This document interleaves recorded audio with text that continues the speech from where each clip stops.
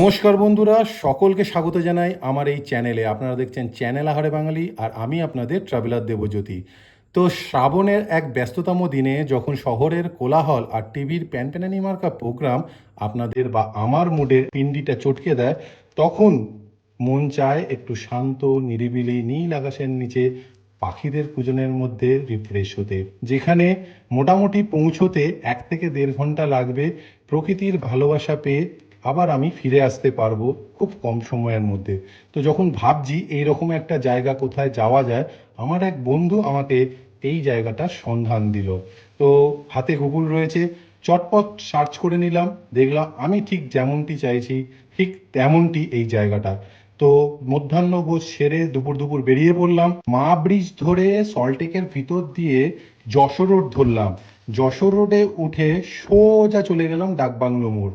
ডাকবাংলো মোড় থেকে না ডান দিক না বাঁ দিক, একদম নাক বরাবর সোজা 9.2 কিলোমিটার আসতে হবে, এলে পাবেন নীলগঞ্জ মোড়। নীলগঞ্জ মোড় থেকে আপনাকে ডান দিকে নিতে হবে।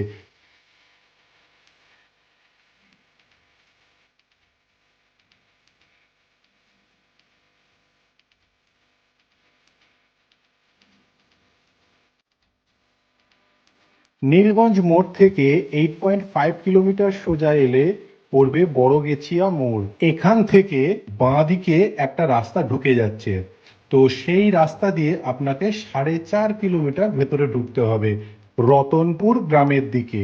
বেশ ভালো লাগবে। খেলার আগে যেমন ওয়ার্ম আপ করতে হয়, তেমনি প্রকৃতির মধ্যিখানে যেতে গ্রামের এই পরিবেশ অতিক্রম করে আপনাকে প্রকৃতির কাছে পৌঁছতে হবে। যেতে যেতে আপনারা প্রচুর পাট গাছ দেখতে পাবেন, পাটকাঠির স্তূপ দেখতে পাবেন, এবং এই পাটকাঠি থেকে সদ্য বার করা পাট শুকোতে দেখতে পারবেন। একসময় বাংলার গর্ব ছিল এই পাট।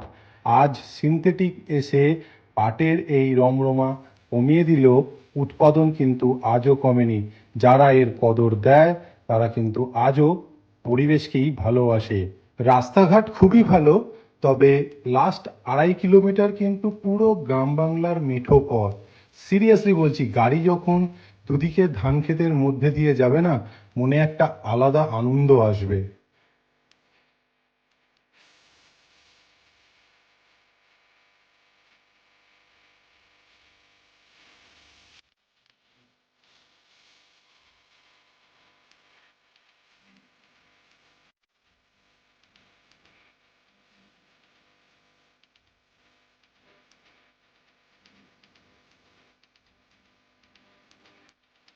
দেখতে দেখতে কখন পৌঁছে গেলাম আজকের গন্তব্যস্থল। বিভিন্ন ধরনের পাখি এবং বিভিন্ন রঙের শাপলা ফুলে ভরা বর্তির বেল। আপনারা যেখান থেকে নৌকায় উঠবেন বা যেখান থেকে নৌকা থেকে নামবেন, সেই জায়গায় একটি দেশীয় ক্যাফে রয়েছে।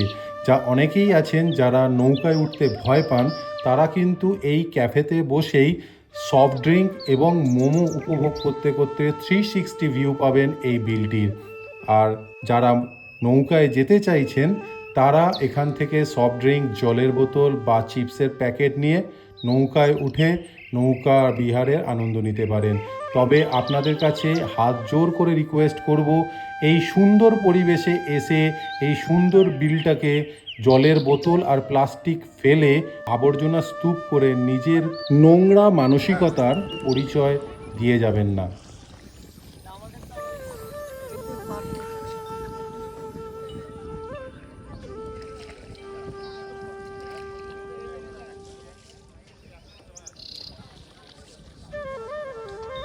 আমি এখন বর্দির বিলে নৌকায় যাচ্ছি। নৌকা পার হেড এখানে 150 টাকা করে নেয়। 1 ঘন্টা থেকে 1 ঘন্টা 10 মিনিট ট্যুর আছে। তো চলুন জায়গাটা ঘুরে দেখি কেমন লাগে। আপনারা অবশ্যই কমেন্ট করে জানাবেন।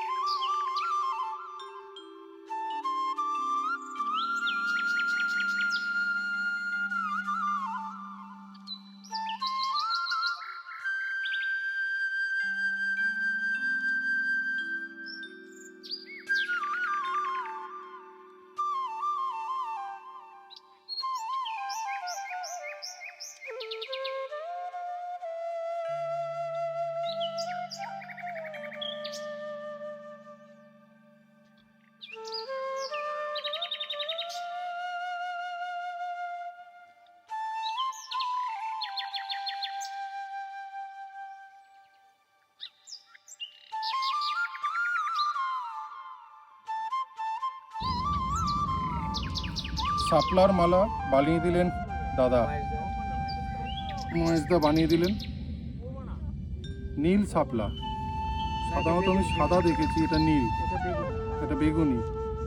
আচ্ছা আর একটা আছে গোলাপি আর একটা আছে সাদা।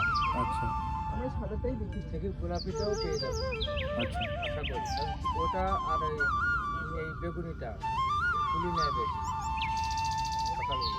আচ্ছা কি করে না?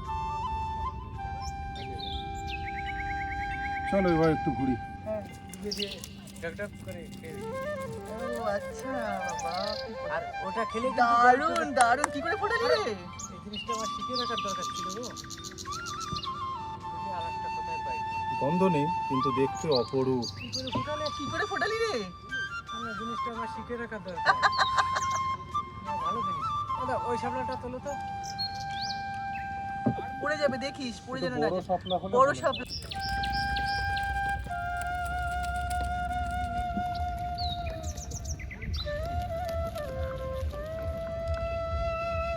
ফুটেছে? বেগুনি, সাদা, সাদা, গোলাপি, 3 রকমের শাপলা, অসাধারণ।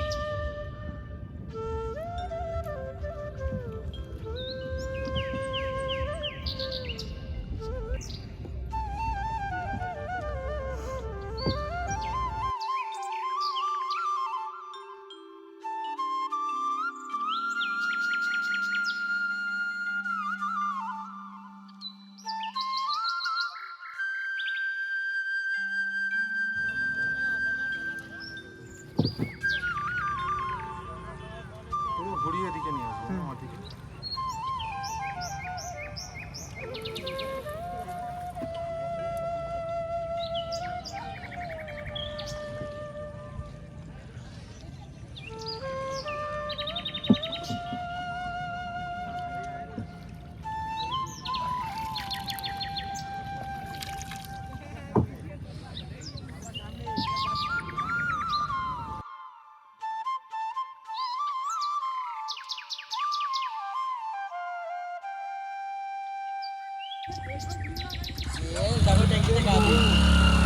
আজকের মতো ঘোরা শেষ, প্রচুর ফুল তুলেছি, এবার বাড়ি ফেরার পালা। আবার দেখা হবে আগামী পর্বে। এখনকার মতো চললাম, বাই।